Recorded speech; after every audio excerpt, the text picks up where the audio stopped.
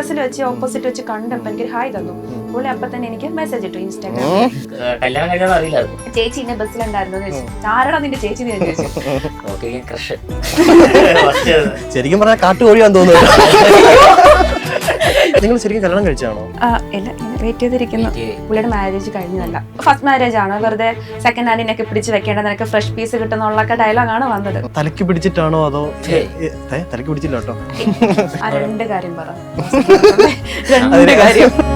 എന്തുകൊണ്ടായിരിക്കാം ഈ height difference okay ആയത്? അതൊരു പ്രശ്നമാണോ അത് ശരിക്കും പ്രണയിക്കുന്നവർക്കിടയിൽ? അതൊരു പ്രശ്നമല്ല ശരിക്കും. സത്യം പറയാം, കല്യാണം കഴിക്കണ്ടെന്ന് ഓർത്തുകൊണ്ടിരുന്നതാണ്. ഇവിടെയൊന്നുമല്ല, ആര് സുഖം. അതായത് സുഖം. ആക്ച്വലി ഞാനും എന്റെ ഹസ്ബൻഡും തമ്മിൽ ഒരു ഇഷ്യൂ ഉണ്ടായിരുന്നില്ല. മെയിൻ കേസ് സ്ത്രീധനം തന്നെയായിരുന്നു. ഞാനിതുവരെ എന്നോട് ചോദിച്ചിട്ടുമില്ല ആരും. മദറിലോ ഉണ്ടായ ഒരു പ്രശ്നമാണ് മെയിനായിട്ട്. അമ്മ ടേബിൾ കൊണ്ടുവന്നില്ല, അമ്മ ഫ്രിഡ്ജ് കൊണ്ടുവന്നില്ല, അമ്മ ഒന്നും മേടിച്ചു തന്നില്ലേ. ഞാൻ തലക്കൂടെ മണ്ണെണ്ണയൊക്കെ ഒഴിച്ച് പ്രശ്നമൊക്കെ ഉണ്ടായിട്ടുണ്ടോ ഈ ഒരു പ്രശ്നം പറഞ്ഞിട്ട്. മമ്മി എന്നോട് പറഞ്ഞത് എന്തുകൊണ്ട് ഇത്ര നാളെ പറഞ്ഞില്ലാന്ന് ചോദിച്ചു. നമ്മുടെ പേരെന്താണ്? ലാലി. അമ്മ ഞാൻ കൺഗ്രാറ്റ്സ് ചെയ്യാം. അല്ലെങ്കിൽ ഇപ്പത്തെ പല ആൾക്കാരും കെട്ടിച്ചുട്ടതിന് ശേഷം എന്ത് ഇഷ്യൂ ഉണ്ടായാലും അത് സഹിച്ചു നിൽക്കും. എന്റെ മമ്മി കരഞ്ഞില്ലത് കേട്ടപ്പോ. മമ്മി നല്ല സ്ട്രോങ് ആയിട്ട് നിന്നു. അതാണ് എനിക്ക് കിട്ടിയതായി. എനിക്ക് ഭ്രാന്താന്നൊക്കെ അവര് പറഞ്ഞു. ഹോസ്പിറ്റലൊക്കെ കൊണ്ടുപോയിട്ടോ. ആ പെണ്ണിന് അവിഹിതം ഉണ്ടായിരുന്നു. ആ പെണ്ണ് ഒളിച്ചോടി. എന്നെ പറ്റിയിട്ട് എന്റെ ഹസ്ബൻഡിന്റെ നാട്ടിൽ എന്റെ മദറിലോ പറഞ്ഞ പരത്തേക്ക് ഞാൻ ഒളിച്ചോടി. പുള്ളിനെ പെപ്പേന്ന് വിളിച്ചാൽ ഇപ്പൊ പപ്പാന്നായി. പുള്ളിനെ പെപ്പേന്ന് എല്ലാരും വിളിക്കുന്നത്. അമ്മയെക്കാട് ഇഷ്ടമാണോ? ഞാൻ അമ്മ അറിയോന്ന് എനിക്ക് മമ്മീനെയാണ് അമ്മാന്ന് വിളിക്കുന്നത്. എന്നെ ഇപ്പൊ ദിദു ഋതു ദിദു എന്നാ വിളിക്കുന്നത്. ചേച്ചി എന്നൊക്കെ എന്നെ വിളിക്കുന്നത്. സിനിമ സ്വപ്നം കാണുന്നവർക്ക് Chavara film school, Kochi. Hello guys, ഇന്ന് നമ്മുടെ ഉള്ളത് ഇൻസ്റ്റാഗ്രാമിലൊക്കെ ഇപ്പം വൈറലായി നിൽക്കുന്ന ഹൈറ്റ് ഡിഫറൻസും കൊണ്ട് വൈറലായ ഒരു കപ്പിളാണ്. Let's welcome Rithu and Vaishakh. നിങ്ങളെ കാണാൻ സത്യം പറഞ്ഞാൽ എനിക്ക് ഭയങ്കര സന്തോഷം തോന്നുന്നു. എന്ന് വെച്ച് കഴിഞ്ഞാല് ഞാൻ നിങ്ങളെ ആദ്യം കാണുന്നത് തന്നെ ഒരു ഇൻസ്റ്റയിലെ റീലിൽ കൂടെയാണ്. എന്ന് വെച്ച് കഴിഞ്ഞാൽ നിങ്ങൾ ഈ പൊക്കിയെടുക്കുന്ന റീലൊക്കെ ഇല്ലേ, പൊക്കിയെടുക്കുന്ന റീൽ അല്ലെങ്കിൽ ബസ്സിനകത്ത് റീലുകള്, ഇതൊക്കെ കാണുമ്പോൾ ഭയങ്കര ഹാപ്പിനെസ് അല്ലെങ്കിൽ പെട്ടെന്ന് അട്രാക്ട് ചെയ്തൊരു കാര്യം എന്ന് പറഞ്ഞാൽ നിങ്ങളുടെ ഹൈറ്റ് ഡിഫറൻസ് ആയിരുന്നു. ശരിക്കും നമ്മൾ കണ്ടുവരുന്ന ഒരു വലിയ സ്റ്റീരിയോ ടൈപ്പ് ഉണ്ട്. എന്ന് വെച്ച് കഴിഞ്ഞാൽ ഒരു ആണിന് പൊക്ക കൂടുതൽ, പെണ്ണിന് പൊക്ക കുറവ്, അല്ലെങ്കിൽ നിറത്തിന്റെ കാര്യത്തിൽ അങ്ങനെ ഒരുപാട് വരുന്നുണ്ട്. നിങ്ങളതൊക്കെ പൊട്ടിച്ചെറിഞ്ഞ് പ്രണയത്തിന് വേണ്ടി വന്നു. അതിന് ആദ്യം തന്നെ ഒരു കൺഗ്രാറ്റ്സിന് കൂടെ ഞാൻ തുടങ്ങാം. എന്തായിരിക്കാം അങ്ങനെ ഒരു റീസൺ? ഈ ഹൈറ്റ് ഡിഫറൻസ് തന്നെ നമുക്ക് തുടങ്ങാം, കാരണം അതാണല്ലോ ഏറ്റവും വൈറലായി നിൽക്കുന്നത്. എന്തുകൊണ്ടായിരിക്കാം ഈ ഹൈറ്റ് ഡിഫറൻസ് ഓക്കെ ആയത്? അതൊരു പ്രശ്നമാണോ അത് ശരിക്കും പ്രണയിക്കുന്നവർക്കിടയിൽ? അങ്ങനെ ആക്കുന്നവരുണ്ട്, പക്ഷെ അതൊരു കേസായിട്ട് എടുക്കുന്നത് ചിലർ പ്രശ്നമല്ല ശരിക്കും. പ്രശ്നം ഉണ്ടാക്കുന്നവർക്ക് പ്രശ്നം. അതെ, നമുക്കൊരു പ്രശ്നമല്ല. പിന്നെ ചിലർക്ക് ബ്രേക്കപ്പിന് വേണ്ടിയിട്ട് ലാസ്റ്റ് കുറെ നാൾ സ്നേഹിച്ചിട്ട് ഇങ്ങനെ സ്നേഹിച്ചിട്ട് ലാസ്റ്റ് ഇതൊരു റീസൺ ആയിട്ട് എടുക്കും. പക്ഷെ ഇവർക്ക് സ്റ്റാർട്ടിങ്ങിൽ അറിയായിരിക്കും ഹൈറ്റ് ഡിഫറൻറ്റ്. തേക്കാൻ നേരത്ത് പൊക്കം കുറവാട്ടോ. വീട്ടിലെന്ത് പറഞ്ഞു കേട്ടപ്പോ? വീട്ടിലൊന്നും തന്നെ പറഞ്ഞിട്ടില്ല. ഒന്നും പറഞ്ഞില്ലേ? ഒന്നും പറഞ്ഞില്ല. അതിന് ഹൈറ്റിൽ എന്ത് ഇതിലും വലിയ കാര്യം കിടക്കുമല്ലേ, ചെറിയ കാര്യമല്ലേ. എനിക്ക് ആദ്യം ചോദിക്കേണ്ട ഒരു ചോദ്യം ഞാൻ വിട്ടിരുന്നതെന്ന് വെച്ച് കഴിഞ്ഞാല്, നമ്മൾ കാണുമ്പോൾ നിങ്ങൾ ശരിക്കും കപ്പിളായിട്ട് കല്യാണം കഴിച്ചാണോ? ഇല്ല, ഇങ്ങനെ വെയിറ്റ് ചെയ്തിരിക്കുന്നു. എന്ത് കല്യാണം കഴിക്കാൻ വെയിറ്റിംഗ്? എന്തിനാ വെയിറ്റ് ചെയ്യണം? കഴിച്ചുകൂടെ? എന്തിന്? ഒന്നും കഴിച്ചതിന്റെ ക്ഷീണം എനിക്ക് മാറുന്നേ ഉള്ളൂ.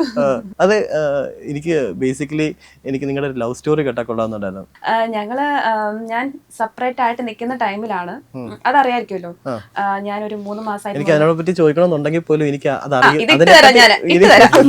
ഒരു 3 മാസമായപ്പം ബേബി ഉണ്ടായപ്പോൾ മുതല് ഞാൻ പഠിക്കാൻ പോകുന്നുണ്ടായിരുന്നു. അപ്പം ഇങ്ങനെ ആ ഒരു ടൈമിൽ ഞാൻ ഇങ്ങനെ റീൽസൊക്കെ, കാരണം കുറെ നാൾ ആക്റ്റീവ് അല്ലായിരുന്നു സോഷ്യൽ മീഡിയാസിൽ. പിന്നെ ആക്റ്റീവായി എനിക്ക് ബസ്സിനോടൊക്കെ ഭയങ്കര ഒരു പ്രണയം എന്ന് പറഞ്ഞാൽ നമുക്കൊരു ഭ്രാന്ത് പിടിക്കത്തില്ലേ, വണ്ടി ഭ്രാന്തി, ആ ഒരു സെറ്റപ്പിലെത്തിയായിരുന്നു. അപ്പം ഞാനിങ്ങനെ ഓരോ വണ്ടിയുടെ വീഡിയോസ് ഒക്കെ ഇടുമ്പം എൻ്റെ അക്കൗണ്ട് നേരത്തെ വിളിച്ചിട്ട് വ്യൂസ് ഒക്കെ കയറുമായിരുന്നു. അപ്പോൾ പുള്ളി ശ്രദ്ധിക്കുന്നുണ്ടായിരുന്നു അത്. അപ്പോൾ ഒരു ദിവസം ഇങ്ങനെ കണ്ടു കഴിഞ്ഞപ്പോഴത്തേക്ക് ബസ്സിൽ വെച്ച് ഓപ്പോസിറ്റ് വെച്ച് കണ്ടപ്പോ എനിക്ക് ഹായ് തന്നു. പുള്ളി അപ്പൊ തന്നെ എനിക്ക് മെസ്സേജ് ഇട്ടു ഇൻസ്റ്റാഗ്രാമിൽ. പക്ഷെ അതൊരു 1 വീക്ക് കഴിഞ്ഞിട്ടാണ് ഞാൻ റെസ്പോണ്ട് ചെയ്യുന്നത്. ചേച്ചി ഇന്നെ ബസ്സിലുണ്ടായിരുന്നു എന്ന് ചോദിച്ചു. ആരാടാ നിന്റെ ചേച്ചി എന്ന് ചോദിച്ചു. അത് കഴിഞ്ഞ് അങ്ങനെ സംസാരം തുടങ്ങി. പുള്ളിക്ക് അറിയത്തില്ലായിരുന്നു ഞാൻ മാരീഡ് ആണ്, കുട്ടിയാണെന്ന് അറിയില്ലായിരുന്നു. കുട്ടിയുടെ ഫോട്ടോ ഉണ്ടപ്പോൾ ഓർത്തു എല്ലാരും പോലെ ചേച്ചിയുടെ ഒക്കെ കൊച്ചായിരിക്കും ഓർത്തു. പിന്നെ അങ്ങനെ സംസാരിച്ച് പിന്നെ ഞങ്ങൾ ഒരു ബോണ്ടിങ് ആയി. പിന്നെ എങ്ങനെയൊക്കെയോ ഒരു റിലേഷൻഷിപ്പിലേക്ക് എത്തിച്ചല്ലേ, അങ്ങനെ എത്തിച്ചു. അതെനിക്ക് വേറെ ട്വിസ്റ്റ് അങ്ങനെയൊന്നുമില്ല. സംസാരിച്ചു. പിന്നെ എന്റേതായിട്ടുള്ള ഒരു സാധാരണ ഒരാളല്ലല്ലോ, അപ്പൊ നമ്മള് ഒരു സിംഗിൾ മദർ ആണ്, അതിൻ്റെതൊക്കെയുള്ള രീതികളിൽ വന്നു. ലിറ്ററലി എനിക്ക് ചോദിക്കാനുള്ളത്, ഇങ്ങനെ ഒരു ലൈഫിലേക്ക് വരുമ്പം there should be lot of issues, അല്ലെങ്കിൽ ഒരുപാട് പ്രശ്നം ഉണ്ടായിരിക്കും. അപ്പോൾ പറഞ്ഞിരുന്ന ഒരു ഡൈവേഴ്സിൽ നിന്നാണ് ഇതിലേക്ക് എത്തുന്നതെന്ന് പറഞ്ഞിരുന്നു. ഞാൻ ആ കണ്ടന്റ് എടുത്തിടാൻ മെയിൻ കാരണം എന്ന് വെച്ച് കഴിഞ്ഞാൽ ഈ റീസെന്റ് ഒരു പെണ്ണ് ആത്മഹത്യ ഉണ്ടായി. അതെ 2 days back something. ബാക്കിൽ ഓൾറെഡി ഒരു 100 പവന് വണ്ടി കാര്യങ്ങളെല്ലാം കൊടുത്തു. വീണ്ടും അതിനെ ആവശ്യപ്പെട്ടതിന് ശേഷം അത് അവിടുത്തെ വീട്ടിലെ ഒരുപാട് ഇഷ്യൂസ് കാരണം ഡീറ്റെയിൽ എനിക്കറിയില്ല. ഞാൻ കണ്ടായിരുന്നു ന്യൂസ്. ഞാനിപ്പോ വന്ന വഴിക്ക് അത് യൂട്യൂബിൽ കണ്ടായിരുന്നു. അത് പുള്ളിക്കാരെ ആത്മഹത്യ ചെയ്തു. അതെ ചെയ്തു. പലപ്പോഴും നമുക്ക് നമ്മുടെ വീട്ടിൽ നിന്ന് കിട്ടാത്ത ഒരു സപ്പോർട്ടാണ് ഇതിന്റെയൊക്കെ പ്രശ്നമായിട്ട് എനിക്ക് ഫീൽ ചെയ്യുന്നത്. എന്തായിരുന്നു ശരിക്കും ഒരു ഡൈവോഴ്സ് അല്ലെങ്കിൽ അതിലോട്ട് ഈ ഒരു ലൈഫ് തിരഞ്ഞെടുക്കുക, ഒരു സിംഗിൾ മാം എന്ന ഇതിലോട്ട് ലേബലിലോട്ട് മാറാമെന്ന് തോന്നിയ ഒരു റീസൺ? ആക്ച്വലി ഞാനും എൻ്റെ ഹസ്ബൻഡും തമ്മിൽ ഒരു ഇഷ്യൂ ഉണ്ടായിരുന്നില്ല. അതായത് ഈ അമ്മമാര് ആൺമക്കളെ കല്യാണം കഴിപ്പിച്ച് കൊടുക്കുമ്പോൾ അല്ലെങ്കിൽ വിടുമ്പോൾ അവർക്ക് ഒരു സ്വാതന്ത്ര്യം വേണം. അതായത് ഒരാള് കല്യാണം കഴിക്കുമ്പോൾ, ചേട്ടൻ കല്യാണം കഴിച്ചു, ചേട്ടൻ മെയിൻ ആയിട്ട് ഒരു ലൈഫിലേക്ക് വേണ്ട കാര്യം എന്താ? ഒരു വൈഫിൽ നിന്ന് ഒരാൾ വരുമ്പോൾ ചേട്ടൻ മെയിൻ ആയിട്ട് നോക്കുന്ന കാര്യം എന്തായിരിക്കും? സീരിയസ് ആയിട്ടുള്ള ഉത്തരമാണോ? സീരിയസ് ആയിട്ടുള്ള ഉത്തരം പറ, തമാശിച്ച കുഴപ്പമില്ല. അല്ല, നിങ്ങൾ ചോദിച്ചോണ്ട് ഞാൻ തിരിച്ചു ചോദിച്ചതാണ്. അങ്ങനെ ചോദിക്കാൻ പാടില്ല. അങ്ങനെ പറഞ്ഞൂടാ. അതായത് നമുക്കൊരു നിലപാട് വേണം, ഒരു അഭിപ്രായ സ്വാതന്ത്ര്യം വേണം. ഇപ്പൊ ഒരു എക്സാമ്പിൾ ആയിട്ട് ഞാൻ പറയുന്നതാണ്, ചേട്ടൻ കല്യാണം കഴിച്ചു, വൈഫ് വന്നു, എല്ലാ കാര്യത്തിനും ചേട്ടന്റെ അമ്മയുടെ അടുത്ത് പോയിട്ട് അഭിപ്രായം ചോദിക്കോ? വൈഫിന്റെ ഒരു ദോശം മേടിക്കണമെങ്കിൽ അമ്മയെ ഞാൻ പോയി ദോശം മേടിച്ചു കൊടുത്തോട്ടെ എന്ന് ചേട്ടൻ ചോദിക്കുവോ? രണ്ടാമത്തെ കേസ്, സ്വന്തമായിട്ടൊരു നിലപാട് വേണം, അതിൽ ഉറച്ചു നിൽക്കണം. അതാണ് ഒരാൾക്ക് വേണ്ടത് മെയിനായിട്ട്. ഒരു ഫാമിലിയൊക്കെ ആവുമ്പം എപ്പോഴും നമുക്ക് അച്ഛൻ വേണം, അമ്മ വേണം, എല്ലാവരും വേണം, സ്നേഹം വേണം. പക്ഷെ അതിനൊരു ലിമിറ്റ് ഉണ്ട്. വൈഫിനെ അവിടെ കൺസിഡർ ചെയ്യണം. അതായത് എല്ലാ പ്രയോറിറ്റി അമ്മയ്ക്ക് കൊടുത്തുകൂടാ. അത് മെയിനായിട്ട് മദർ ഇൻ ലോ ഉണ്ടായ ഒരു പ്രശ്നമാണ്. മെയിനായിട്ട് ഒന്നാമത്തെ കേസ് ഇപ്പൊ ന്യൂസിനെ പറ്റിയിട്ട് പറഞ്ഞു. അവർ 100 രൂപ എന്തിനു കൊടുത്തു? അവരുടെ കയ്യിൽ മിസ്റ്റേക്ക് ഇല്ലേ? കൊടുത്തു വിട്ടിട്ടല്ലേ? അപ്പൊ അവരവിടെ ആഗ്രഹിച്ചത് എന്തായിരുന്നു? പെണ്ണിനെയാണോ പൊന്നിനെയാണോ? പൊന്നിനല്ലേ ആഗ്രഹിച്ചത്. ഇപ്പം മാരേജിന്റെ കേസ് പറയുകയാണെങ്കിൽ ഇപ്പം ഞാൻ സെപ്പറേറ്റ് ആയി ഡിവോഴ്സ്ഡ് ആയി. ഇപ്പം ആണുങ്ങളുടെ വീട്ടിൽ ചോദിക്കുക എന്തുകൊണ്ടാണ് അത്? ആ പെണ്ണിന് അവിഹിതം ഉണ്ടായിരുന്നു, ആ പെണ്ണ് ഒളിച്ചോടി. എന്നെ പറ്റിയിട്ട് എന്റെ ഹസ്ബൻഡിന്റെ നാട്ടിൽ എന്റെ മദറിലോ പറഞ്ഞ് വരുത്തേക്കുന്നത് ഞാൻ ഒളിച്ചോടി. എവിടെയാണ് ഒളിച്ചോടി? ദൈവമേ മതി, ഇങ്ങനെയൊക്കെ പറഞ്ഞു വരുത്തേക്കുന്നത്. ഇവരെ ഫാമിലിയിലെ ആൾക്കാർ എന്നോട് കോൺടാക്ട് ഉണ്ട് ഇപ്പോഴും, ഇവരെ ഫ്രണ്ട്സ്, ഇവരെ നെയ്ബേഴ്സ് ഒക്കെ. ഞാൻ ഇപ്പോഴും സ്റ്റില് അതുകൊണ്ടാണ് ഞാൻ ആക്റ്റീവ് ആയത്. അതായത് എനിക്ക് അറിയിക്കണം, ഞാൻ ഒളിച്ചോടിയിട്ടില്ല, ഞാൻ ഇപ്പോഴും എന്റെ വീട്ടിൽ സേഫ് ആയിട്ട് ഇരിപ്പുണ്ട്. അതായത് ഡിവോഴ്സ് ആകുമ്പോൾ ആണുങ്ങളെ വീട്ടുകാർ പറയുന്ന പൊതുവായിട്ടുള്ളൊരു കാര്യമാണ് അവിഹിതം ഉണ്ടായിരുന്നു. എന്തുകൊണ്ട്? സ്ത്രീധനം തരാത്തോണ്ടാണ്, അല്ലെങ്കിൽ സ്വർണം കുറഞ്ഞു പോയി, അതുകൊണ്ടാണ് അവൾ ഒഴിവാക്കിയെന്ന് ആരെങ്കിലും ഇതുവരെ പറഞ്ഞ ചേട്ടൻ കേട്ടിട്ടുണ്ടോ? മെയിൻ റീസൺ അതായിരുന്നു. എൻ്റെ അടുത്ത് ചോദിച്ചു, എന്റെ ഫാമിലിയിൽ ഒരുപാട് ബുദ്ധിമുട്ടിയിട്ടുണ്ട്. എന്റെ വീട്ടിൽ വന്നു, എന്നെ ഒരു 9 മാസം. തീർച്ചയായിട്ടും അതുകൊണ്ട് തന്നെയായിരുന്നു. ഞങ്ങളൊരു മിഡിൽ ഫാമിലിയാണ്. ഇവര് തുടക്കം വന്ന് പറയുമ്പോൾ ഞാൻ ആ ഫാമിലിനെ എടുത്തിടുന്നില്ല, പൊതുവായിട്ട് ഞാൻ പറയാ. ഇപ്പൊ ഒരു പെണ്ണ് ആലോചിച്ച് വരുമ്പോൾ, ഒരു സാധാരണ ഫാമിലിയിലേക്ക് വരുമ്പോൾ ആദ്യം പറയും സ്ത്രീധനം നമുക്ക് ചോദിക്കാൻ ഡയറക്റ്റ് പറ്റത്തില്ലല്ലോ. അപ്പൊ ഇവർ ചെയ്യുന്നൊരു കാര്യം എന്ന് പറഞ്ഞു കഴിഞ്ഞാൽ, നിങ്ങൾ നിങ്ങളുടെ മോൾക്കുള്ള കൊടുത്തേക്ക്, ഇതാണ് പൊതുവായിട്ട് നിങ്ങളുടെ മോൾക്കുള്ള കൊടുത്തേക്ക്, കല്യാണ ചെലവിന് വേണ്ടിയിട്ട് ഇത്ര രൂപ വന്നേക്ക്, അതെന്താ നമ്മുടെ കയ്യിൽ നിന്ന് പൈസ മേടിച്ചിട്ടാണ് ഇവർക്ക് ഫുഡ് കൊടുക്കാനായിട്ട്. ഇതൊക്കെ പറയും. ഇതൊക്കെ പറഞ്ഞ് നമ്മളവിടെ ചെന്ന് കഴിയുമ്പോഴത്തേക്ക് ഇത്രയേ ഉള്ളോ? അമ്മ വിളിക്കാറില്ലേ? അമ്മ ടേബിൾ കൊണ്ടുവന്നില്ല, അമ്മ ഫ്രിഡ്ജ് കൊണ്ടുവന്നില്ല, അമ്മ ഒന്ന് മേടിച്ചു തന്നില്ലേ? നമ്മളാണ്, നമ്മുടെ ഫാമിലി അല്ല, പിന്നെ ഞാനാണ് അവിടെ അനുഭവിക്കേണ്ടത്. മനസ്സിലായോ? അപ്പൊ അങ്ങനെ കുറെ വന്നപ്പം എനിക്ക് മമ്മി മാത്രമേ ഉള്ളൂ. ഞാൻ മമ്മിയുടെ അടുത്ത് വിളിച്ച് പറഞ്ഞു, മമ്മി ഇങ്ങനെ ബുദ്ധിമുട്ടാണെന്ന് പറഞ്ഞു. അപ്പൊ ആ സമയത്ത് പ്രഗ്നന്റ് ആയതുകൊണ്ട് മമ്മി പറഞ്ഞു 7 മാസത്തെ കൂട്ടാൻ വരും. അപ്പൊ ഞാൻ ഹാപ്പി ആയിട്ടിരിക്കും, 7 മാസം വരെ ഉള്ളല്ലോ എന്ന്. അപ്പൊ പുള്ളിക്കാർ പറഞ്ഞു സ്നേഹമൊക്കെ കാണിച്ചിട്ട് ഒരു 9 മാസം വരെ അവിടെ നിൽക്കുക എന്ന് പറഞ്ഞു. അപ്പൊ നമുക്ക് ഹസ്ബൻഡ് ഉണ്ടല്ലോ, നമുക്ക് ആ ടൈമിൽ ഏറ്റവും കൂടുതൽ വേണ്ട കാര്യം എന്താ? ഹസ്ബൻഡിന്റെ ആ ഒരു പ്രസൻസ് ആണ് വേണ്ടത്. അങ്ങനെ നിന്ന് കഴിഞ്ഞിട്ട് ലാസ്റ്റ് വീട്ടിൽ വന്നു. ഞാൻ തലക്കൂടെ മണ്ണെണ്ണയൊക്കെ ഒഴിച്ച് പ്രശ്നമൊക്കെ ഉണ്ടായിട്ടുണ്ട് കേട്ടോ ഈ ഒരു പ്രശ്നം പറഞ്ഞിട്ട്. അതായത് ഞാനും ഹസ്ബൻഡും തമ്മിൽ എന്തെങ്കിലും പ്രശ്നം ഉണ്ടാകുമ്പോൾ പുള്ളിക്കാരി ഇടപെടാൻ വരും. മെയിൻ കേസ് സ്ത്രീധനം തന്നെയായിരുന്നു. ഞാനിതുവരെ എന്നോട് ചോദിച്ചിട്ടുമില്ല ആരും. അപ്പൊ എന്നോട് ചോദിച്ചോണ്ട് ഞാൻ പറയാം, എനിക്കത് പറയുന്നതിന് നാണക്കേടൊന്നുമില്ല, നമുക്കില്ലാത്ത കാര്യമല്ലേ, നമുക്ക് അതുകൊണ്ട് തന്നെ റീസൺ ഇപ്പൊ റിലേറ്റ് ചെയ്യാൻ പറ്റുന്ന ഒരു കാര്യമാണ്. കാരണം ഈ ഇഷ്യൂസ് ഒക്കെ ഇപ്പം ഞാൻ ഉൾപ്പെടെ അമ്മയുടെ പേരെന്താണ്? ലാലി. അമ്മയെ ഞാൻ കൺഗ്രാറ്റ്സ് ചെയ്യാം. അല്ലെങ്കിൽ എനിക്ക് അവരോട് ഭയങ്കര സന്തോഷം. കാരണം ഇപ്പത്തെ പല ആൾക്കാരും കെട്ടിച്ചുട്ടതിന് ശേഷം എന്ത് ഇഷ്യൂ ഉണ്ടായാലും അത് സഹിച്ചു നിൽക്കുക. പ്ലസ് ഒരു കുഞ്ഞും കൂടെ വരുന്ന സമയത്ത് ശരിയാവും, കുഞ്ഞും കൂടെ ഉണ്ടല്ലോ. ഞാനപ്പം എന്റെ അമ്മനെ ഹേർട്ട് ചെയ്യണമെന്ന് വിചാരിച്ചിട്ട് ഞാൻ പിടിച്ചു നിന്നത്. നമുക്ക് കെട്ടിച്ചിട്ട് കഴിയുമ്പോ നമുക്കൊരിതുണ്ടല്ലോ, കെട്ടിച്ചു വിട്ടു, അമ്മേനെ അറിയിക്കണ്ട, കാരണം എന്റെ അമ്മ മാത്രമേ ഉള്ളൂ. അപ്പൊ എനിക്കൊരിതുണ്ട്. ഇപ്പൊ എല്ലാരും പറയും എന്തുകൊണ്ട് നീ ഇത് അപ്പ പറഞ്ഞില്ല? ഞാൻ അപ്പന്റെ മാനസികാവസ്ഥ ഇതുപോലെ എനിക്ക് വെട്ടി തുറന്നടിച്ച് പറയാൻ പറ്റില്ല. ഞാൻ എന്താ വിചാരിക്കുന്നത്, എന്റെ അമ്മേനെ പറഞ്ഞത് വിഷമിപ്പിക്കണ്ട, നമുക്ക് ഒരു ടൈം ഉണ്ടാവൂലോ നമ്മൾ ഫ്രീ ആവുന്ന ടൈം. അപ്പം മമ്മി എന്നോട് പറഞ്ഞത് എന്തുകൊണ്ട് ഇത്ര നാൾ പറഞ്ഞില്ല എന്ന് ചോദിച്ചു. എൻ്റെ ഫാമിലിയൊക്കെ ഇടപെട്ട് വെച്ച് എന്തുകൊണ്ട് ഇത്ര നാൾ പറഞ്ഞില്ല എന്ന് ചോദിച്ച് വീട്ടിൽ വന്നു. ഡെലിവറി കഴിഞ്ഞു. ഡെലിവറി കഴിഞ്ഞപ്പം പിന്നെ ഞാൻ അങ്ങോട്ട് പോയിട്ടില്ല. എൻ്റെ ഒരു കൊണ്ട് കേസൊക്കെ കൊടുത്തു, 90 ദിവസമായിട്ട് വന്നില്ല എന്നൊക്കെ പറഞ്ഞ്. ലാസ്റ്റ് തൊടുപുഴയിലെ സ്റ്റേഷന് അവിടെ കൗൺസിലിംഗ് ഉണ്ട്. അപ്പം മേഡത്തിൻ്റെ അടുത്ത് വന്ന് കേസ് കൊടുത്തു. ഞാൻ വീട്ടിൽ നിന്ന് ഇറങ്ങിപ്പോയി, ഇതുവരെ തിരിച്ച് വന്നില്ല എന്ന് പറഞ്ഞ്. അപ്പം മേഡം പറഞ്ഞു, ഇവിടെ വരുന്ന ഓരോ പെൺപിള്ളേരുടെ അടുത്ത് ഞാൻ പറയുന്നത് അവര് ഫിനാൻഷ്യലി ഇൻഡിപെൻഡന്റ് ആയിരിക്കണം. ഈ കൊച്ചു പറഞ്ഞത് മേഡം എനിക്ക് പഠിക്കണം ഇല്ലെങ്കിൽ ജോലിക്ക് പോകണം. ആ കൊച്ചിന് വീട്ടിൽ നിൽക്കട്ടെ, വേറെ എവിടെയല്ലല്ലോ, ആ കൊച്ചിന് വീട്ടിൽ നിൽക്കട്ടെ എന്ന് പറഞ്ഞു. ഇങ്ങനെ ഓട്ടോമാറ്റിക്കലി സംസാരിച്ചു കഴിഞ്ഞപ്പോൾ മേഡം പറഞ്ഞു, എന്റെ പൊന്നു കുഞ്ഞെ നീ അങ്ങോട്ട് പോകരുത്, അവർക്ക് പണമാണോ വേണ്ടത്, അവർക്ക് പണമാണോ വേണ്ടത്, നിന്റെ അടുത്ത് ഒരു സ്നേഹമോ കാര്യമൊന്നുമില്ല. അങ്ങനെ പറഞ്ഞ ഒരു പോലീസുകാർ തന്നെ ഇങ്ങനെ പറഞ്ഞു. പിന്നെ എനിക്ക് ഭ്രാന്താന്നൊക്കെ അവർ പറഞ്ഞു. എന്താ പറയുക, എനിക്ക് മെന്റലാന്നൊക്കെ പറഞ്ഞു. ഹോസ്പിറ്റലൊക്കെ കൊണ്ടുപോയിട്ടോ, സൈക്കാട്രിസ്റ്റിനെ കാണിക്കാനായിട്ട് ഹസ്ബൻഡ് വീട്ടുകാര്. എങ്ങനെ മേഡം സജസ്റ്റ് ചെയ്തു പോസ്റ്റ്മോർട്ടം ഡിപ്രഷനാ പറയും. എനിക്കൊരു ഡിപ്രഷനും ഇല്ലായിരുന്നു. ഏറ്റവും വലിയ ഡിപ്രഷൻ എന്ന് പറയുന്നത് തന്നെയാണ് നമുക്ക് നമ്മുടെ കൂടെ ആരും ഇല്ലായിക, ഈ ഓൾറെഡി പ്രഗ്നന്റ് ആയിരിക്കും പറഞ്ഞതിന്റെ ഒരു ഭ്രാന്തിയൊക്കെ ആൾക്കായിരുന്നു അവര് പോലീസുകാർ. ശരിക്കും ഇല്ല, ഇങ്ങനെ പറഞ്ഞു കഴിഞ്ഞപ്പോ ഞാൻ വീട്ടിൽ വന്നു. വീട്ടിൽ വന്നു കഴിഞ്ഞാൽ നമുക്ക് നമ്മുടെ അമ്മയോട് സംസാരിച്ച് കഴിയുമ്പോൾ കിട്ടുന്ന ഒരു അവര് എന്റെ മമ്മി കരഞ്ഞില്ല ഇത് കേട്ടപ്പോ. മമ്മി നല്ല സ്ട്രോങ് ആയിട്ട് നിന്നു. അതാണ് എനിക്ക് കിട്ടിയതായി. മനസ്സിലായോ? അമ്മ അവിടെ കരഞ്ഞെങ്കിൽ ഞാൻ എന്ത് ചെയ്തേനെ, ഓ ശരി അഡ്ജസ്റ്റ് പോയി ചെയ്ത് നിക്കാന്ന് ഞാൻ വിചാരിച്ചേനെ. അമ്മ വിഷമിച്ചു, അതിനൊക്കെ പരിഹാരമുണ്ട്, നീ ഇവിടെ നിക്കേ എന്ന് പറഞ്ഞുകൊണ്ടാണ് എനിക്ക് ഇപ്പൊ ഇത് സംസാരിക്കാനുള്ള ഒരു ഇത് കിട്ടിയത്. മീൻസ് ഒരു സ്ട്രോങ് മദർ കൂടെ ഉള്ളപ്പോ തീർച്ചയായിട്ടും. പിന്നെ എന്റെ കൊച്ചിനെ നോക്കുന്നു, ഞാനിപ്പോ നല്ല ഓക്കെ ആയി. ഞാൻ നേരത്തെ ഇങ്ങനെയൊക്കെ ഇരുന്ന ആളായിരുന്നു ആ ടൈമില്. അപ്പൊ ഇപ്പൊ ഇത്ര ഓക്കെ ആയി, ഹാപ്പി ആയി. എന്തുകൊണ്ടായിരിക്കാം മീൻസ് ഒക്കെ അടിക്കാനുള്ള റീസൺ? സാധാരണ ഒരു എന്താ പറയാ, ഒരു കുട്ടിയുള്ള ഒരാളെ എല്ലാരും പറയും ഓക്കെ ശരി, പക്ഷെ അവർ പബ്ലിക് ആയിട്ട് കൊണ്ട് നടക്കത്തില്ല. ഭൂരിഭാഗം ആൾക്കാരും അങ്ങനെയാ. എനിക്കറിയാവുന്ന എന്റെ ഫ്രണ്ട്സ് പോലും ഉണ്ട്, അവർക്ക് കുട്ടികളുണ്ട്. ഇവര് പറയും ഓക്കെ കെട്ടാന്ന് പറയും, പക്ഷെ അവരുടെ അടുത്ത് പോലും ഫോട്ടോ അപ്ലോഡ് ചെയ്യത്തില്ല. ചോദ്യം വരും. പക്ഷെ പുള്ളി എങ്ങനെയാന്നല്ലായിരുന്നു. ഞാൻ ആദ്യം പുള്ളിനെ ജഡ്ജ് ചെയ്ത് അങ്ങനെയാണ്. ഞങ്ങൾ ഫോട്ടോ, കൊച്ചിനോടുള്ള ഫോട്ടോ ഇട്ടായിരുന്നു. ഇട്ട് കഴിഞ്ഞപ്പോഴത്തേക്ക് ഇട്ടോ ടാഗ് ചെയ്തോട്ടെ. അപ്പൊ നമ്മളെ മൈൻഡിൽ ഇങ്ങനെ ഓർക്കും, പിന്നെ എങ്ങനെയാണ് നമ്മുടെ അടുത്ത് നമ്മൾ മറച്ചു വെക്കുവാണോ അതോ പബ്ലിക്കായിട്ട് കൂടെ നിർത്തുവാണോ. അപ്പൊ തന്നെ ഫോട്ടോസ് എടുക്കുന്നു, റീൽ എടുക്കുന്നു. അപ്പൊ തന്നെ നമുക്ക് മനസ്സിലാവുമല്ലോ. പിന്നെ ഓട്ടോമാറ്റിക്കലി ക്വസ്റ്റ്യൻസ് വന്നു, വീട്ടിലെ ചോദ്യം വന്നു, റിലേറ്റീവ്സ് ചോദ്യം വന്നു. അപ്പൊ തന്നെ നമുക്ക് മനസ്സിലാവുമല്ലോ, തേക്കാനല്ല നമ്മളെ കൂടെ കൂട്ടണം, സപ്പോർട്ടാണ്. ആ ഒരു രീതിക്കാണ് പുള്ളിനെ ഒന്ന് ഇതിലേക്കൊന്ന് വന്നത്. ശരിക്കും ആളെ ചൂസ് ചെയ്യാനുള്ള രണ്ട് റീസണാണ്. എന്നെ പറ്റിയിട്ട് ഞാൻ റിലേഷൻ ആയ ടൈമില് ഒരുപാട് നെഗറ്റീവ്സ്. ഒന്നാമത്തെ കേസ് ഒരു പെൺകൊച്ച് കുറച്ച് മിണ്ടും എന്നൊക്കെ പറഞ്ഞു കഴിയുമ്പോൾ എല്ലാവരും അവള് പോ കേസാടാ, ഇതാണ് ഒരു കോമൺ ആയിട്ട് വരുന്നൊരു ടോക്ക്. ഒന്നാമത്തെ കേസ് അതായിരുന്നു, വള്ളിയാണ്, ശരിയാവൂല, കൊച്ചിന് തലയെടുത്ത് വെക്കേണ്ട, അത് പിന്നെ നിനക്ക് വേറെ കെട്ടാൻ പറ്റില്ല. പുള്ളിയുടെ മാരേജ് കഴിഞ്ഞതല്ല. അപ്പം നിനക്ക് നല്ല ഫസ്റ്റ് മാരേജ് ആണ്, വെറുതെ സെക്കൻഡ് ഹാൻഡിനൊക്കെ പിടിച്ച് വെക്കേണ്ട, നിനക്ക് ഫ്രഷ് പീസ് കിട്ടുന്നുള്ളൊക്കെ ഡയലോഗാണ് വന്നത്. പിന്നെ രണ്ടാമത്തെ കേസ് കൊച്ചിന്റെ കേസിൽ മാറ്റി നിർത്താറില്ല. ഇപ്പൊ കൊച്ചിന്റെ ഫോട്ടോ ഒക്കെ ഇടാന്ന് പറയുമ്പോൾ ഞാൻ ചോദിക്കും, അതായത് ഞാൻ ഫോട്ടോ എടുക്കുമ്പോൾ ഇപ്പൊ പുള്ളിക്ക് ഹേർട്ട്, അതായത് ഓരോരുത്തർ ചോദിക്കുമ്പോൾ ഹേർട്ട് ചെയ്യണ്ടെന്ന് ഓർത്ത് ഞാൻ പറയും, അതിനിപ്പോ എന്താ, എല്ലാവർക്കും അറിയേണ്ട കാര്യമല്ലേ. ആ ഒരു കാര്യമാണ് നമ്മുടെ, അതായത് സാധാരണ ലൈനൊക്കെ അടിക്കുന്ന സമയത്ത് എല്ലാവരും നമ്മളെ ഇമോഷൻസിനെ ഇങ്ങനെ ഇത് തരത്തില്ല.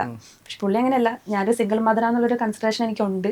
ആ രീതിക്കാണ് ഇപ്പൊ റിലേഷൻഷിപ്പ്. നമുക്കിങ്ങനെ റിലേഷനിലാകുന്നു, കുഞ്ഞു വരുന്നു, എങ്ങനെയാണ് നിങ്ങൾ തമ്മിലുള്ളൊരു ബോണ്ട്? ഞങ്ങൾ അമ്മയെക്കാട് ഇഷ്ടമാണോ? ഞാൻ അമ്മയാണെന്ന് അറിയോന്ന് എനിക്ക് എന്റെ മമ്മിയാ നോക്കിയത്.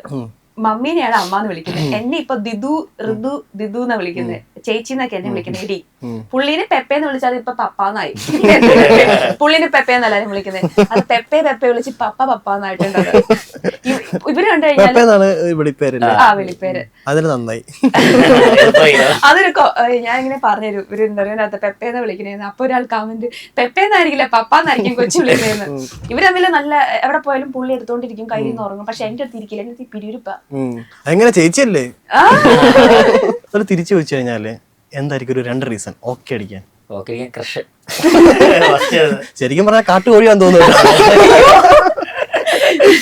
ബസ്സിൽ വന്നു, ആദ്യം ഒരു ഹൈ കാണിച്ചു വളച്ചു, മെസ്സേജ് അയച്ചു. എനിക്ക് മനസ്സിലാവും.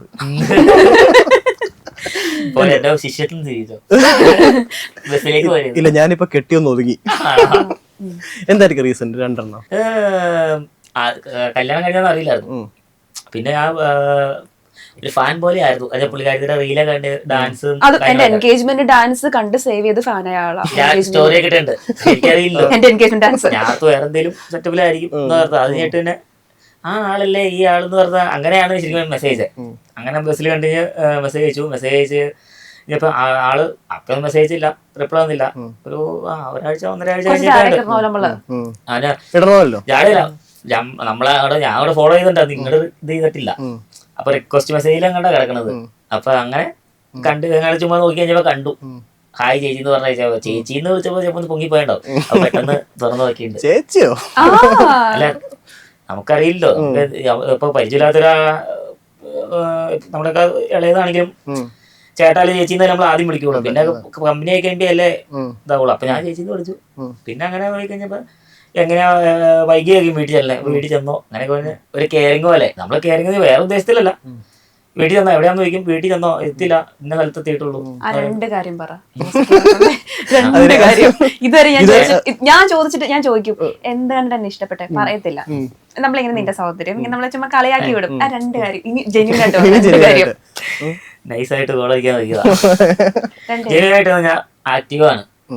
ഉള്ള കാര്യം അപ്പാപ്പ തന്നെ മുഖത്തടിച്ചു പോയി. എനിക്ക് അത് ഇഷ്ടമാണ്. ഞാനും അങ്ങനെയുള്ള ആളാണ്. ഞാൻ ഈ പുറകെ നിന്നിട്ട് കുശിക്കണ ഇത് പരിപാടിയില്ല. ഉള്ള കാര്യം മുഖത്തടിച്ചു പോയി. ഈ രണ്ട് കാര്യമാണ് പുള്ളിക്കാരത്തിലെ എനിക്ക് ഇഷ്ടപ്പെട്ടത്, ഏറ്റവും ഇഷ്ടപ്പെട്ടത്. അത് ശരിക്കും ഇപ്പം റിലേഷൻ തുടങ്ങിയപ്പം അതൊരു ഇഷ്ടമായിട്ട് തോന്നിയോ? എനിക്ക് എന്റെ അടുത്ത് അങ്ങനെ പറഞ്ഞു, എന്റെ അടുത്ത് പറയാൻ പറഞ്ഞോട്ടെ, ഞാനും അങ്ങനെ പറഞ്ഞ ആളാണല്ലോ. അങ്ങോട്ട് പറയുമ്പോ ഇങ്ങോട്ടും പറയുമല്ലോ. അതാണ് ഏറ്റവും വലിയ വൈബ്. അതെ, നമ്മൾ മുമ്പ് പറഞ്ഞ ഒരു ഇമോഷൻ അല്ലെങ്കിൽ ആ ഒരു വൈബ് എന്ന് പറയുമ്പോൾ രണ്ട് നെഗറ്റീവ് വരുമ്പോ പോസിറ്റീവ് ആയിക്കോളൂല്ലോ. കുഴപ്പമില്ലോ.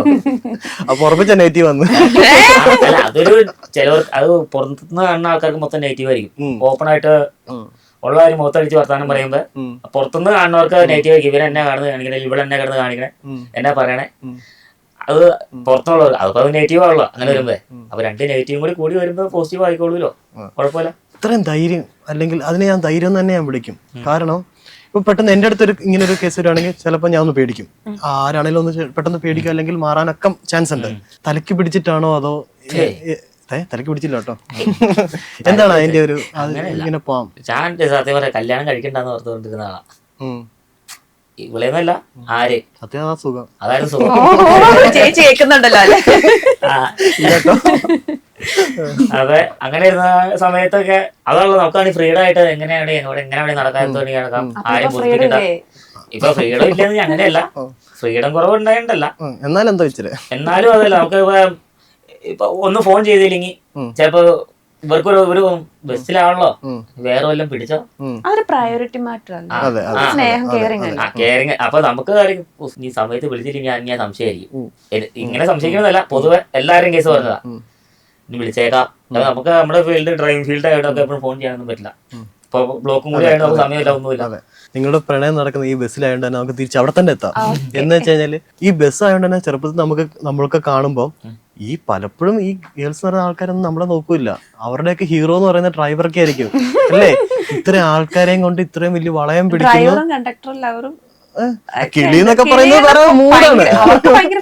ഡ്രൈവർ എന്ന് പറയുമ്പോൾ ഭയങ്കര ഹാർഡ് കോർ വരുന്ന ആൾക്കാരാണ്. എന്ന് വെച്ചാൽ ഇത്രയും ആൾക്കാർ ഇത്രയും വലിയ വണ്ടി ഒറ്റയ്ക്ക് കൊണ്ടുപോണ ആളാ. അപ്പൊ ശരിക്കും അങ്ങനത്തെ ഇങ്ങനത്തെ പ്രൊപ്പോസൽസ് ഒക്കെ വന്നിട്ടുണ്ടോ? അത് വന്നിട്ടൊക്കെ ഉണ്ട്. നാണിച്ചൊക്കെ പറയണ അതുപോലെ ഞാൻ ഓടിച്ചിട്ടുണ്ട്. എന്താണ് ഞങ്ങള് ഉള്ളപ്പോ സമയത്താണ് വന്നത്. അപ്പൊ ഞാൻ 2 ദിവസം വണ്ടി കുഞ്ഞു പിള്ളേരെ കൂടുതലും എല്ലാം ബോക്സൊക്കെ എല്ലാം 8, 10, +1, +2 അത്രയൊക്കെ വന്ന് ഡയറക്റ്റ് പറഞ്ഞിട്ടുണ്ട്. ഞാൻ റിലേഷൻ ആവുന്നതിന് മുമ്പ് ഒരു 2 വീക്സ് മുമ്പേ അതിന് എടുത്തോണ്ട് നടന്നിട്ടുണ്ട്. പുള്ളിയുടെ പോയി പഠിക്കുക വെച്ച് നിന്റെ അച്ഛൻ അറിഞ്ഞ എന്താ പറഞ്ഞ പുള്ളിയുടെ ഫ്രണ്ടിന്റെ മകളാണ്. ഫ്രണ്ട് നമ്മള് വീടിന്റെ അടുത്തുള്ള ഈ പ്രായത്തിന്റെ ചേട്ടൻ പറഞ്ഞ പോലെ എന്നാ ഈ വണ്ടി ഓടിക്കുമ്പോ കാണുമ്പോ ഉള്ളൊരിത് അതിപ്പോ ഞാനിപ്പോ അക്സെപ്റ്റ് ചെയ്തു വെച്ചോ. ഇവര് കോളേജിൽ +2 കഴിഞ്ഞോട്ടെ, കോളേജിൽ പോകുമ്പോഴും കണ്ടിന്യൂ ചെയ്തോണ്ട് പോവാണ്. കോളേജ് ചെന്ന് ബൈക്ക് വെച്ച് 4 കറക്കണ വരുന്ന വന്നു കഴിഞ്ഞാലോ അതങ്ങ് പോകും. നമ്മള് മുൻകൂട്ടി കാണണം. ശരിക്കും സ്നേഹിച്ചപ്പോ വണ്ടിയാണ് അതാണ് സത്യം. ശരിക്കും ഈ സിംഗിൾ മദർ എന്ന് പറയുന്ന അല്ലെങ്കിൽ സിംഗിൾ മോം എന്ന് പറയുന്ന ഒരു ടാഗ് ലൈൻ എന്ന് പറയുമ്പോൾ അത് അത്ര സുഖകരമായ ഒരു കാര്യമല്ല. ഒരിക്കലല്ല. കാരണം വേറെ ആരും ഇല്ല ഷെയർ ചെയ്യാനോ ഇത് നമുക്ക് മുമ്പോട്ട് ജീവിതം അല്ല, കൊണ്ടുപോകാനോ. നമുക്ക് നമ്മുടെ പേരൻസ് ഉണ്ടെങ്കിൽ വേറെ ആരും ആവശ്യമില്ലല്ലോ. ഞാൻ പറയട്ടെ, ഞാനിപ്പോ എന്റെ വിഷമം ചെന്നിട്ട് എന്റെ ഒരു ഫ്രണ്ടിന്റെ അടുത്ത് പറഞ്ഞു വെക്കാം, അവർക്കത് എക്സ്പീരിയൻസ് ഇല്ല. അവർ ആണോ ഓക്കെ എന്ന് പറഞ്ഞ് അതവിടെ വീടും, അതവിടെ തീരും. പക്ഷെ ഞാൻ അനുഭവിക്കുന്നത് എനിക്ക് മാത്രമാണ് വിഷമം.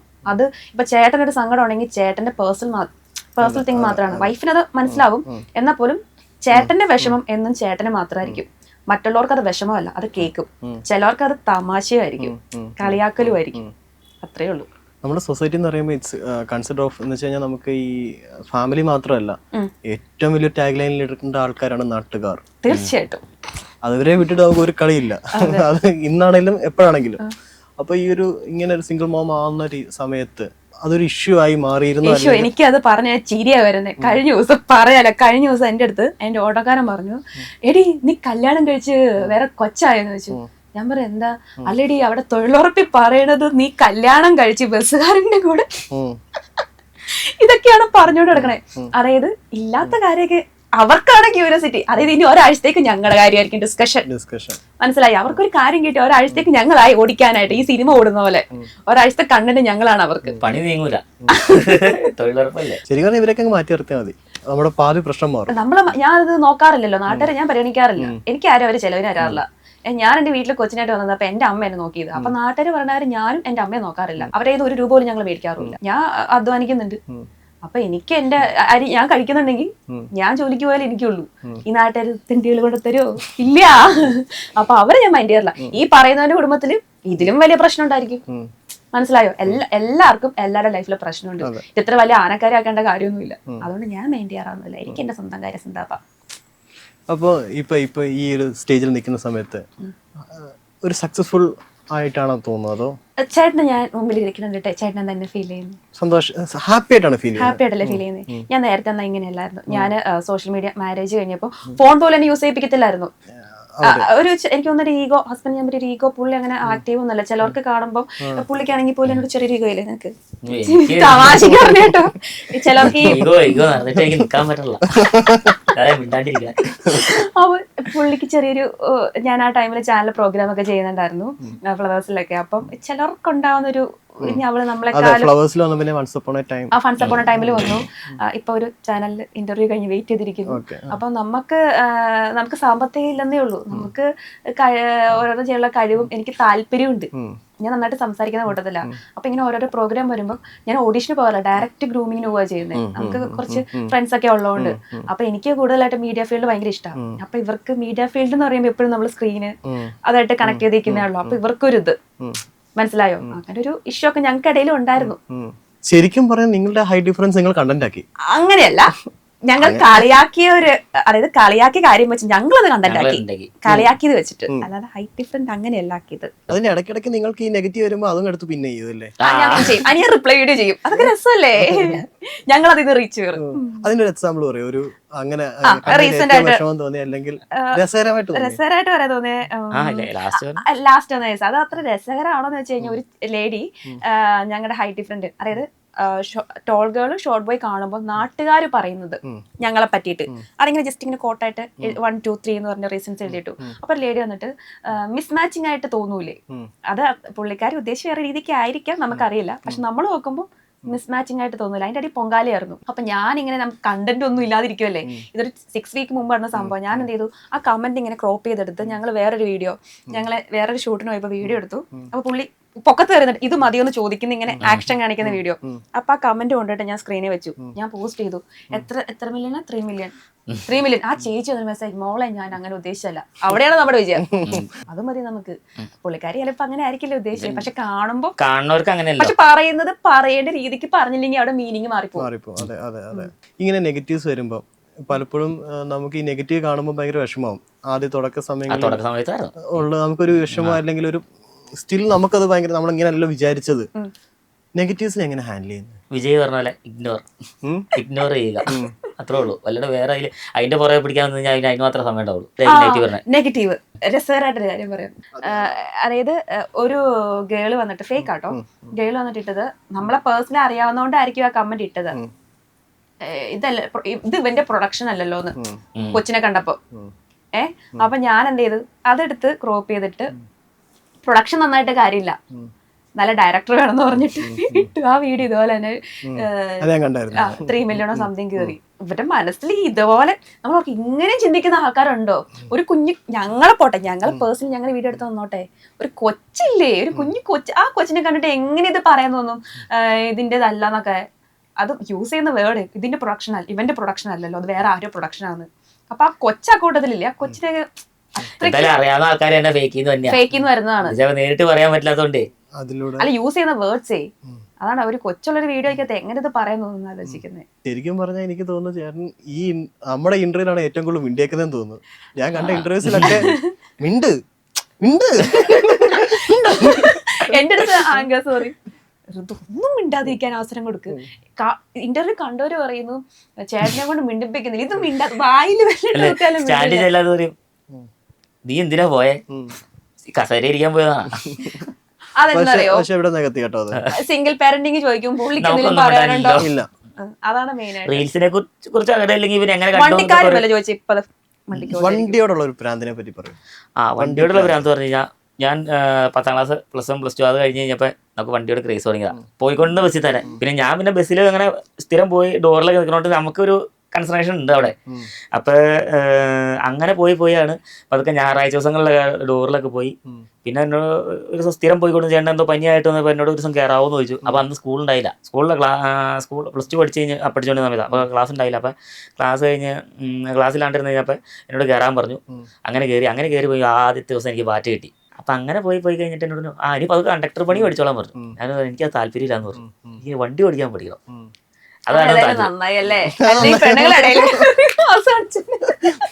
അതെങ്ങനെ എടുത്ത് ഓടിച്ച് പഠിക്കണം എന്ന് വെച്ചു. പതുക്കെ പഠിച്ചു എനിക്കൊക്കെ സ്റ്റാൻഡിന്റെ അകത്ത് വണ്ടി ഇപ്പൊ അവിടെ നിന്ന് അവിടെ കയറ്റിയിടാം, ഇപ്പൊ ഗ്രീസ് അടിക്കണോടത്ത് അവിടെ നിന്ന് കയറ്റിയിടാം. അങ്ങനെ എനിക്ക് പതുക്കെ പഠിച്ചു. ബസ് ഡ്രൈവർ ആണല്ലേ. എനിക്ക് ചോദിക്കണം എന്നുള്ള ചോദ്യമുണ്ട്. നിങ്ങൾ എന്ത് പരിപാടിയാണ് കാണിക്കണേ? എന്ത് പോക്ക ചില സമയത്ത് പോണത്. നമുക്ക് പലപ്പോഴും നമ്മൾ എന്താ വെച്ചാൽ നമ്മൾ ഒരു സ്ഥലത്തോട് പോവാണെങ്കിൽ, പ്രത്യേകിച്ച് ബൈക്കാരൊക്കെ ആണെങ്കിൽ, ചെറിയ വണ്ടിയാണെങ്കിൽ നമ്മളെ കാണുന്നുണ്ടോ? ശരിക്കും ഞങ്ങളുണ്ട് ഇവിടെ, റോഡിലുണ്ട്. അത് കാണുന്നു വെച്ച് കഴിഞ്ഞാൽ നമ്മള് ശരിക്കും കാർ ഓടിക്കണൊക്കെ സുഖം ബസ് ഓടിക്കണേ, വലിയ വണ്ടി ഓടിക്കണേ. ബസ് എന്നല്ല, വലിയ വണ്ടി ഓടിക്കണേ. നമുക്ക് മുകളിൽ നിന്ന് നമുക്ക് അത്യാവശ്യം റോഡ് മൊത്തം കാണാം. പിന്നെ ഈ ചിലവര് അപകടം ഉണ്ടാവണമെന്ന് വെച്ച് കഴിഞ്ഞാൽ വണ്ടിയോട് ചേർത്ത് കൊണ്ടുപോകും. അതായത് വണ്ടി ഇപ്പൊ നമ്മൾ ബസ് കൊണ്ടുപോകുമ്പോൾ ചേർത്ത് നമ്മുടെ ബസ്സിനോട് ചേർത്ത് തന്നെ ബൈക്ക് കയറുന്നോണ്ട് പോകുമ്പോൾ നമ്മുടെ ബ്ലൈൻഡ് സ്പോട്ടാ. നമ്മുടെ ലെഫ്റ്റ് സൈഡിൽ 2 മിറർ ഉണ്ടോ, താഴത്തെ മിറർ ഇല്ലെങ്കിൽ ഈ ടയറിന്റെ അവിടെ വന്നു കഴിഞ്ഞാൽ നമുക്ക് കാണത്തില്ല. പെട്ടെന്ന് റൈറ്റ് സൈഡിൽ എന്തെങ്കിലും വെട്ടിക്കുക, അല്ലെങ്കിൽ നമ്മൾ വെട്ടിക്കേണ്ട ഒരു അവസ്ഥ വന്നു കഴിഞ്ഞാൽ അടുത്തോട്ട് വെട്ടിക്കേണ്ടി വന്നു കഴിഞ്ഞാൽ വണ്ടി തട്ടും. പക്ഷെ അടിയിൽ മിറർ ഉണ്ടെങ്കിൽ നമുക്ക് അത്യാവശ്യം കാണാം. പിന്നെ ചിലവരുണ്ട് വണ്ടി ഓവർടേക്ക് അപ്പം തന്നെ കട്ട് ചെയ്ത് പോകുന്നത്. അതെന്ന് പറയുന്നത് അതും നമ്മുടെ ബ്ലൈൻഡ് സ്പോട്ടാ. പിന്നെ ഫ്രണ്ടിൽ ഒരാളോട് ചേർന്ന് നടന്നുകൊണ്ട് ചേച്ചിമാരൊക്കെ വണ്ടിയുടെ അടിയിൽ പോകുന്ന വീഡിയോ പലതും കണ്ടിട്ടില്ലേ, വാർത്തയിലൊക്കെ കണ്ടല്ലേ, ബസ് കയറി മരിച്ചു എന്നൊക്കെ പറഞ്ഞത്. അതെന്നാ വെച്ച് കഴിഞ്ഞാൽ ബസ്സിന്റെ ഫ്രണ്ടിൽ കൂടെ എപ്പോഴും പോകുമ്പോൾ ഒന്ന് കൈ പൊക്കി, ഡ്രൈവർക്ക് ഒരു കൈ അതി കൂടെ പോകുമ്പോൾ ആള് ഫ്രണ്ടിൽ നിന്നും അറിയാം ക്രോസ് ചെയ്യാൻ നേരത്ത്. പിന്നെ അതുമല്ല, ക്രോസ് ചെയ്തിട്ട് നേരെ പോരുത്. ക്രോസ് ചെയ്ത് കഴിഞ്ഞപ്പോൾ വലതുനിന്ന് വേറെ വണ്ടി വണ്ടി നോക്കണം. അത് ഞാൻ അതിന് മുന്നേ ഒരു കൈ പൊക്കിക്കൊണ്ട് പോകും, ഒരു കൈ ഇങ്ങനെ പിടിച്ചേക്കാം. അപ്പൊ ഹാൻഡിൽ ആരും പിടിക്കും? അല്ല, നടന്ന് ക്രോസ് ചെയ്ത് പോണേ. അത് ശരി, ക്രോസ് ചെയ്ത് റോഡ് ബസ്സിന്റെ കൂടെ ക്രോസ് ചെയ്ത് പോകുമ്പോ. അല്ല ബൈക്കിന് പോകുമ്പോ ഇല്ല, ബൈക്കിന് പോകുമ്പോ നമുക്ക് നോക്കാൻ പറ്റില്ലോ. ഹാൻഡിൽ അവിടെ ചിലപ്പോൾ കാലം വലിയ മോശം വരില്ല. നടന്നു പോണ കേസ് സാറ് പറഞ്ഞേ. ശരിക്കും ബസ്സുകാർ തമ്മിലും നല്ല മത്സരമല്ലേ? ബസ്സുകാര് പ്രൈവറ്റ് ഒരാൾ കയറിയ അടുത്ത ആളെ ഓവർടേക്ക് ചെയ്ത് മുമ്പിൽ നിർത്തി. അത് എങ്ങനെയാന്ന് വെച്ച് കഴിഞ്ഞാൽ അത് ഇവിടെ ടൗണിലല്ലേ, ടൗണില്. അത് ഞാൻ ടൗണല്ല, നമ്മള് എറണാകുളം മൂവാറ്റുപുഴ റൂട്ട്. ഇത് ടൗണിലെന്ന് പറയുമ്പോ വേറെ കേസുണ്ട്. 2 മിനിറ്റ് ഗ്യാപ്പുള്ളൂ ഒരു വണ്ടിയായിട്ട്. അതായത് ഇപ്പൊ കലൂരിന്ന് കാക്കനാട് വരെ ഒരു വണ്ടിയുടെ 2 മിനിറ്റ് ഇടവിട്ട് വണ്ടിയാ. ഒരു ജസ്റ്റ് ഒരു സിഗ്നല് കിട്ടി. ഇപ്പൊ 10 മണിക്ക് പോകേണ്ടവൻ 10:02 പോയില്ല. അവൻ സിഗ്നല് 10-10 മണിക്ക് അവൻ സിഗ്നൽ ചാടണം. അതിന്റെ പുറകെ 10:02 അവന്റെ വണ്ടി ഉണ്ടാവും. 2 മിനിറ്റ് ഗ്യാപ്പല്ലേ ഉള്ളൂ. അവൻ 10:02 അവിടെ കിടക്കാത്ത എന്ത് ചെയ്യും? അവൻ സിഗ്നൽ മുമ്പിൽ കിടക്കണം. ഒരു 4 അല്ല 5 വണ്ടിയുടെ പുറകെ ആയിരിക്കും മറ്റേ കാക്കനാട് വണ്ടി കിടക്കുന്നത്. പിന്നെ അവന്റെ പുറകെ പോയിട്ട് കാര്യമുണ്ടോ? കാര്യക്ക് പോണ്ടേ? ആൾക്കാർ മൊത്തം അതിൽ കയറത്തില്ലേ? അല്ല, നമ്മൾ പലപ്പോഴും ഇങ്ങനെ ബസ്സിലുള്ള ആൾക്കാരല്ലേ ബസ് ഡ്രൈവേഴ്സിന് ഇങ്ങനെ നമ്മൾ ഈ കാര്യത്തിൽ ചീത്ത വിളിക്കാറുണ്ട്. പക്ഷെ ആദ്യമായിട്ടാണ് എനിക്കൊരു ഇങ്ങനെ ഒരു എക്സ്പ്ലനേഷൻ കിട്ടുന്നത്. അത് അല്ല, ഇത് കിട്ടാത്ത എന്നാന്നറിയോ? ആരും ചോദിക്കില്ല, എടുത്ത വഴിനെ തെറിയാ. എങ്ങോട്ടാടാ പോണേ, എങ്ങോട്ടാ പോണേ? ഇല്ല, പലപ്പോഴും അങ്ങനെ ഒരു ആക്സിഡന്റ് ഉണ്ടാകുമ്പോൾ നമുക്ക് സംസാരിക്കാനുള്ള ഗ്യാപ്പ് കിട്ടത്തില്ല. അത് കിട്ടത്തില്ല. ആദ്യം നേരെ വരുന്ന ചീത്തവിളിയിലോട്ടും അടിയിലോട്ടും ആയിരിക്കും. അല്ല, ഇത് ചീത്തവിളി എന്ന് പറഞ്ഞാൽ ഇതിപ്പോ ആക്സിഡന്റ് ഉണ്ടാവണ്ട. ഇതിപ്പോ നമ്മളൊന്ന് ഓൺ അടിച്ചാൽ മതി. ചിലവർ ഓണിൽ ഞെക്കി പിടിക്കും. എനിക്കത് ഇഷ്ടമല്ല. ഞാൻ 2 ഓൺ അടിക്കും, മാറ്റിയില്ലെങ്കിൽ പിന്നെയും മാറ്റിയില്ലെങ്കിൽ നമുക്ക് നമ്മുടേതായിട്ടുള്ള രീതിയിൽ പോകേണ്ടി വരും. അപ്പൊ അവര് നമ്മളൊപ്പം ചെല്ലുന്ന പറഞ്ഞപ്പോ അപ്പൊ അവര് കാര്യം എടുത്തു. അപ്പൊ നമുക്ക് സ്വാഭാവികം. പക്ഷെ ബസ്സുകാരെന്ന് പറഞ്ഞാൽ ബസ്സുകാർക്ക് സമയം കൊടുത്തേക്കണതാ, അല്ലാണ്ട് അവരുണ്ടാക്കിയ സമയമല്ല, അവര് പെർമിറ്റ് ഇട്ട് കൊടുത്തേക്കണതാ. അപ്പൊ അവർക്ക് ആ സമയത്ത് എത്തിക്കണം. പിന്നെ നല്ല ബ്ലോക്ക് ആണെങ്കിൽ നമുക്കൊന്നും ചെയ്യാൻ പറ്റില്ല. ബ്ലോക്കിൽ കിടക്കുക, ചാല് പൊളിയുക, പോവുക, അത്രേ ഉള്ളൂ. ഇതിങ്ങനെയാണ് ചിലവർ വണ്ടി ഓടിക്കണേ. ചിലവര് ഇങ്ങനെ മറ്റേ GPS ഇട്ട് നോക്കി ബസ്സിന് ഭയങ്കര സപ്പോർട്ട് ചെയ്യണേ. ഞാൻ വെട്ടിപ്പുറത്തായിരിക്കുന്നത്, എനിക്ക്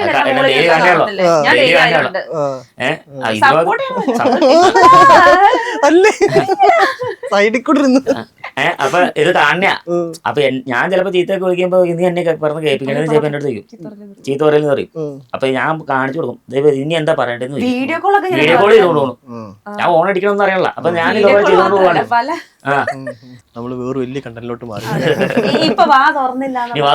എനിക്ക് ആദ്യം ഒരു ടെൻഷൻ ഉണ്ടായിരുന്നു, ശരിക്കും ഞാൻ എങ്ങനെ സംസാരിപ്പിക്കും, ഭയങ്കര ഡള്ളായിട്ട്.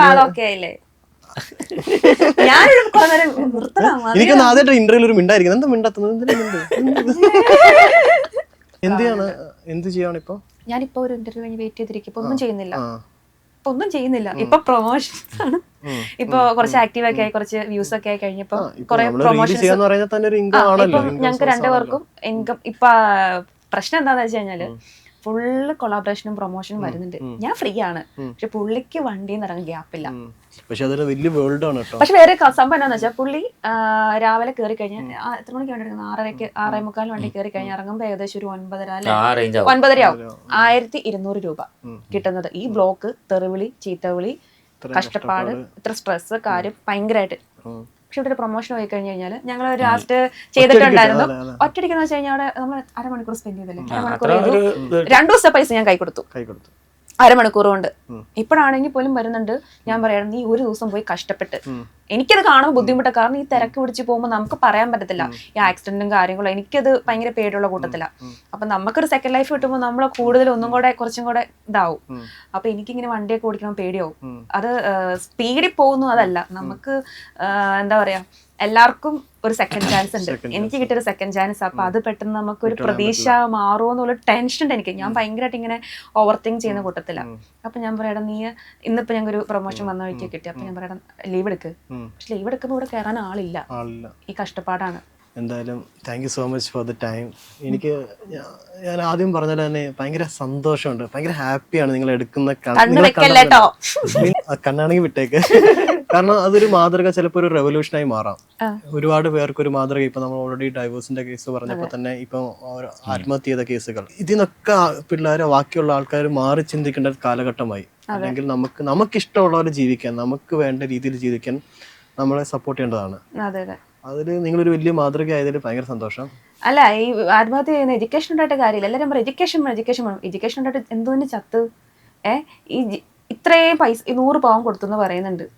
ആ 100 പവൻ്റെ ഒരു അംശം പോലും വേണ്ടായിരുന്നു എനിക്ക് അവിടെ ജീവിക്കാനായിട്ട്. പക്ഷെ ഞാൻ പിടിച്ചൊന്നില്ലേ, ഞാൻ തൂങ്ങിച്ചത്തോ. നമ്മൾ എടുത്തിയാടി എഡ്യൂക്കേഷൻ ഉണ്ടായിട്ട് ഒരു കാര്യമില്ല. നമുക്കത് നമ്മൾ എന്താ പറയാ, നമ്മൾ നമ്മുടെ ഫാമിലിനെ, നമുക്ക് വേണ്ടപ്പെട്ട ആൾക്കാരൊക്കെ നമ്മൾ ചിന്തിക്കണം. നമുക്ക് ഇനിയൊരു ലൈഫുണ്ട്. എനിക്ക് എല്ലാവരോടും പറയാനുള്ളത്, ഇങ്ങനെ ബ്രേക്കപ്പോ ഡിവോഴ്സൊക്കെ ആയിട്ട് നിൽക്കുവാണെങ്കിൽ നിങ്ങൾക്ക് ഒരു സെക്കൻഡ് ലൈഫ് ഉണ്ട്. ദൈവം എല്ലാവർക്കും ഒരു സെക്കൻഡ് ചാൻസ് കൊടുത്തിട്ടുണ്ട്. ആ ഒരു വിശ്വാസത്തിലാണ് ഞാനിപ്പോൾ ഈ ഒരു ഇൻ്റർവ്യൂവിൽ ഇരിക്കുന്നത്. എൻ്റെ ഒരു എക്സ്പീരിയൻസ് ഞാൻ പറഞ്ഞുള്ളൂ. ഇത് പറയാനായിട്ട് ഞാൻ അത്ര വലിയ ആളൊന്നുമല്ല.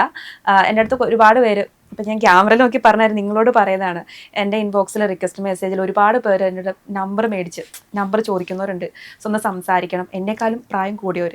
അപ്പം അവർക്ക് ഞങ്ങളൊരു മാതൃകയായിട്ട് ഫീൽ ചെയ്തു. അതെന്തുകൊണ്ട്? അവർക്കത് സാധിക്കാത്തതുകൊണ്ട്. അപ്പം എല്ലാവരും ഹാപ്പി ആയിട്ടിരിക്കുക. നിങ്ങൾക്കും ഒരു സെക്കൻഡ് ചാൻസ് ഉണ്ട്. ആ ഒരു പ്രതീക്ഷ കൈവിടാതിരിക്കുക, അല്ലേ? ഞങ്ങൾ ഹാപ്പി ആയിട്ടിരിക്കുന്നുണ്ടല്ലേ? Happy to see you. Thank you. Thank you. Cinema സ്വപ്നം കാണുന്നവർക്ക് ചാവറ ഫിലിം സ്കൂൾ, കൊച്ചി.